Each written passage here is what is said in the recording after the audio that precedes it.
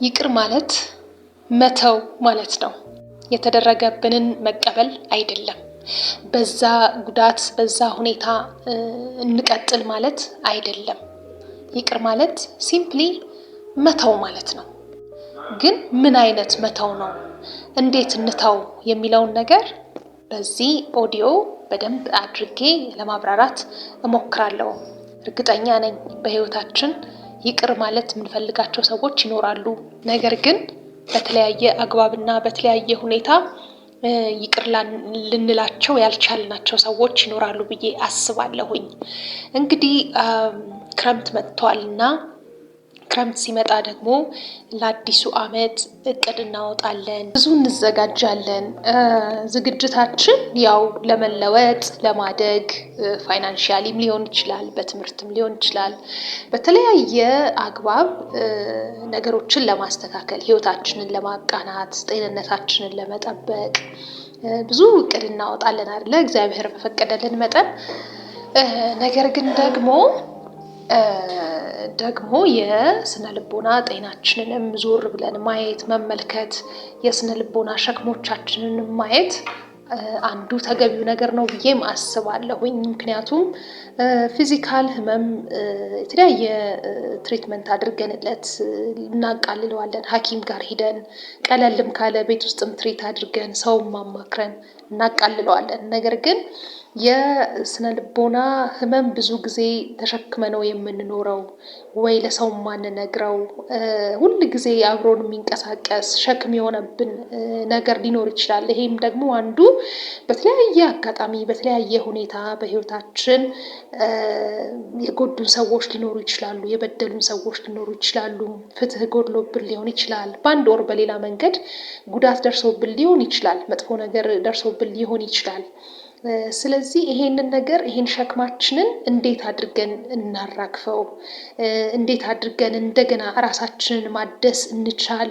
እንዴት አድርገን እንደገና ወደ ተስተካከለ ስሜት ራሳችንን እንዲመጣ እንርዳው? የሚሉትን ነገሮች እስኪ በተወሰነ መጠን ብንነጋገርበት ብንወያይበት ተገቢና ጥሩ ነገር ነው ብዬ ስላሰብኩኝ ነው። እስከ መጨረሻው ድረስ እንግዲህ ይህንን ኦዲዮ ብታዳምጡት ጥሩ ነው ብዬ አስባለሁኝ።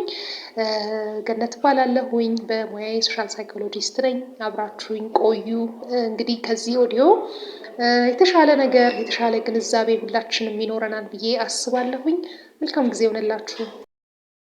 ስለዚህ ይቅር ማለት ምን ማለት ነው ከሚለው እንጀምር እስኪ። እንግዲህ የአሜሪካን ሳይኮሎጂስት አሶሲሽን አለ፣ የአሜሪካ የስነ ልቦና ባለሙያዎች አሶሲሽን። ከዛ ዲፊኒሽን ልጀምር፣ ምክንያቱም ያው እኛም የተማርንበት አውድ በዛ ነው እና እንደ አጠቃላይም ጥሩ የሆነ ዲፊኒሽን ወይም ደግሞ ጥሩ የሆነ ትርጓሜ ስለሰጠው ያንን እስኪ ላቅርብ። ይቅር ማለት ምን ማለት ነው?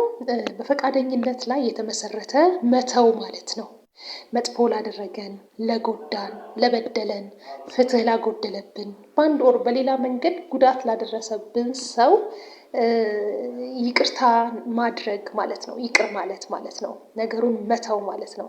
ነገር ግን ይቅር ማለት መተው ማለት የተደረገብንን መቀበል አይደለም፣ እንዲደገም መፍቀድ አይደለም፣ ወይም በዛ ጉዳይና በዛ ሁኔታ እንቀጥል ማለት አይደለም። እዚህ ላይ እንዲሰመርበት እፈልጋለሁኝ።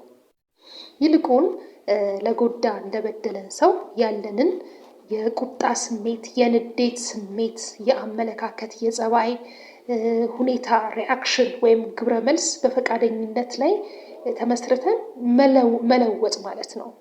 ስለዚህ በዛ ሰው ንዴት፣ በዛ ሰው ቁጭት፣ በዛ ሰው ቁስል ቁጥጥር ስር አንውልም ማለት ነው። ይቅር ካልን በኋላ ከተውን በኋላ በእንደዚህ አይነት የስሜት ውጣ ውረድ ውስጥ ራሳችንን አናገኘውም ማለት ነው።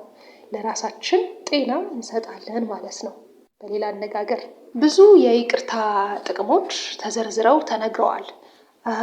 ዓለም ላይ በጣም ብዙ የሚገራርም ይቅርታዎች ተደርገው አይተናል።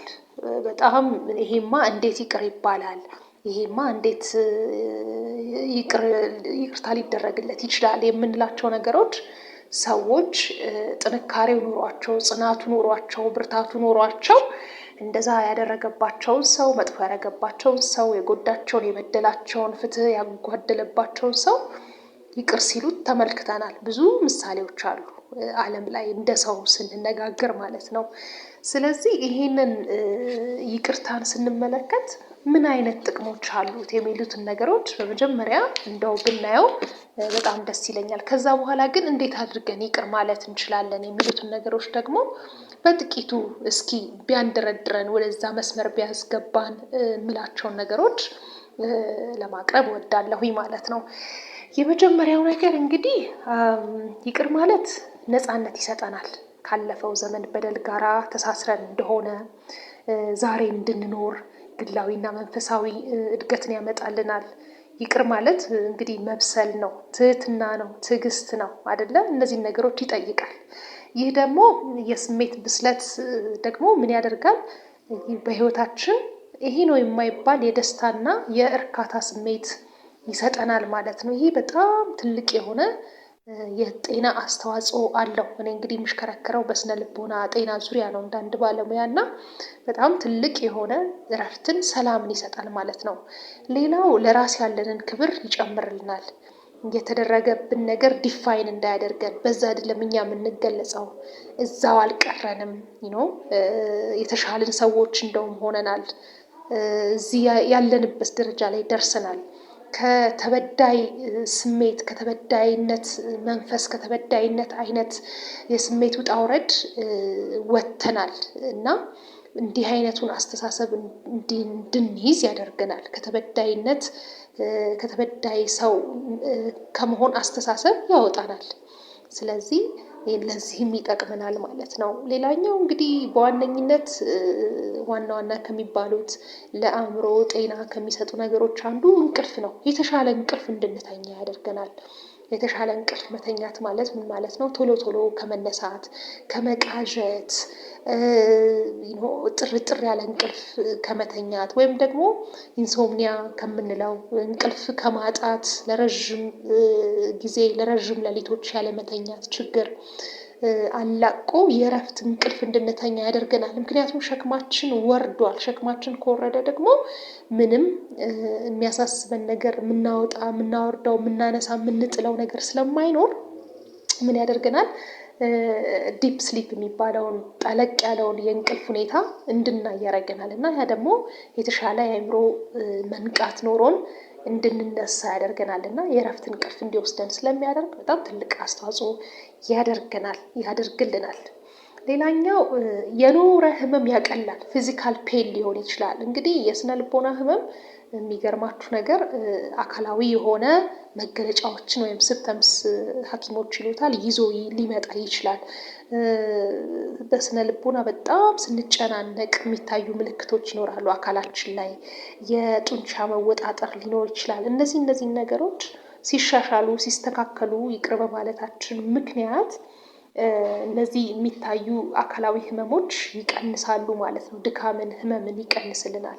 ስለዚህ እንደ አጠቃላይ ለአካላዊም ለስነ ልቦናዊም ጤና የተሻለ ነገር ይፈጥርልናል ማለት ነው ይቅር ማለት።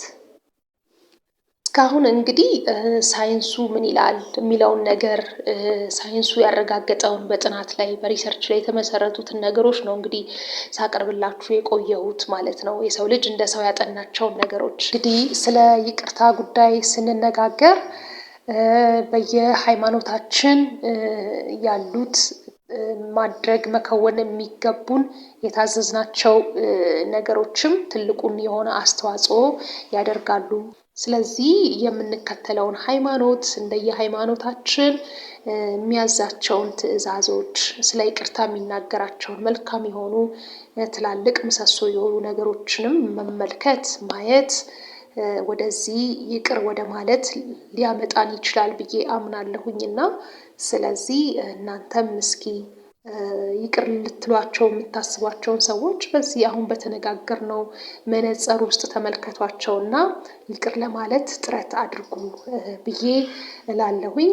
እንደ ሃይማኖትም እኔ እንግዲህ የክርስትና የኦርቶዶክስ ክርስትና እምነት ተከታይ ነኝና ጌታዬ አምላኬ መድኃኒቴ ኢየሱስ ክርስቶስ በመስቀል ላይ ውሎ የተናገረው ቃል ትልቁን ስለ ይቅርታ ሳስብ ያንን ሳስብ ሞር ምንድነው ትክክለኛና ትክክለኛ ተገቢ ነገር ይቅር ማለት እንደሆነ የሚያስተምረኝ የሚያስረዳኝ ነገር ነው። እሱም ምንድነው መስቀል ላይ ውሎ ያለው የሚያደርጉትን አያውቁምና አባት ሆይ ይቅር በላቸው፣ አባት ሆይ የሚያደርጉትን አያውቁምና ይቅር በላቸው ነው ያለው በመስቀል ላይ ውሎ ማለት ነው። ስለዚህ ይቅር ስንል ሰዎች ሊበድሉን፣ ሊጎዱን፣ ፍትህ ሊያጓድሉብን ይችላሉ። ብዙ ነገር ሊያደርሱብን ይችላሉ። የማይገባንን ነገር ሊያደርጉብን ይችላሉ። ነገር ግን አዙረን ስንመለከት የእውነት የሚሰሩትን ነገር ቢያውቁ ኖሮ እነዚህን ነገሮች ያደርጉብን ነበር ብለን ብንጠይቅስ፣ ለእኛ የማይገባ እንደሆነ በሙሉ ሕሊናቸው ሆነው ነገሩን ቢያዩት፣ እውነቱን ቢረዱት፣ ቢመረምሩት ይሄንን ያደርጉ ነበር ብለን ብንጠይቅስ? እንደገና ስለዚህ የማይገባንን ድርጊት ያደረጉትን የፈጸሙትን ሰዎች በትክክል ስላላወቁን፣ በትክክለኛ አእምሯቸው ስላልሆኑ፣ ስላላዩን፣ ስላልተገነዘቡን፣ የያዝነውን ጉዳይ ስላልመረመሩ፣ የሚሰሩትን ስላላወቁ እነሱ ያደረጉት ነገር ምን ያህል በሕይወታችን ላይ ትልቅ የሆነ ተጽዕኖ ሊያሳድር እንደሚችል፣ ምን ያህል አዙሪት ሊያስነሳ እንደሚችል፣ ምን ያህል የሕይወት ጥፋት ሊያስከትል እንደሚችል፣ ምን ያህል አንድን ሕይወት ሊበጠብጥ እንደሚችል፣ ብዙ ነገር ሊያደርስ እንደሚችል ስላላወቁ ነው። የሚሰሩትን ነገር ስላላወቁት፣ ስላላዩት፣ ስላላስተዋሉት፣ ስላልተገነዘቡት ነው። ስለዚህ የማይገባንን ነገር ፈጽመውብናል ማለት ነው ብለን ብናስብ ይሄ የያዝነውን ነገር የያዝነውን ቂም ሊሆን ይችላል፣ የያዝነውን የውስጥ ሸክም ሊሆን ይችላል፣ የያዝነውን ከበድ ያለ የስሜት ሁኔታ መንፈሳችንን የሚረብሸውን ነገር በጣም እጅግ በጣም ያቀለዋል ብዬ አስባለሁኝ። ምክንያቱም እንዳልኳችሁ ሳይንስ በራሱ መንገድ፣ ትምህርት በራሱ መንገድ ያረጋገጣቸው፣ ጥናት በራሱ መንገድ ያረጋገጣቸው ነገሮች ይኖራሉ። ለእኔ ግን ይሄ ጌታዬ መድኃኒቴ አምላኬ ኢየሱስ ክርስቶስ በመስቀል ላይ ውሎ የተናገረው ቃል እንደ አንድ ክርስቲያን፣ እንደ አንድ ኦርቶዶክስ ክርስቲያን ይገዛኛል ይሄ ቃል ማለት ነው። ስለዚህ እንግዲህ ሃይማኖቶች በሁሉም ሁኔታ ስናይ ፍቅርን፣ መከባበርን ነውና የሚሰብኩት፣ ይቅርታን ነውና የሚሰብኩት።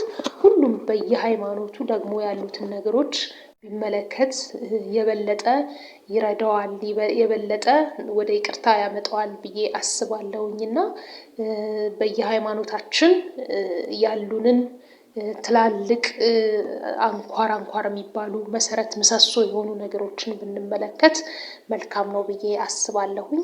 መልካም ጊዜ ይሆንላችሁ። በዚህ ጉዳይ ላይ ያላችሁን ነገር ኮሜንት ላይ አስፍሩልኝ፣ ኮሜንት ላይ ንገሩኝ። አብረን እንግዲህ እንማማር። ጆይን አድርጉ ይሄንን የዩቲዩብ ቻናል። መልካም ጊዜ ይሆንላችሁ።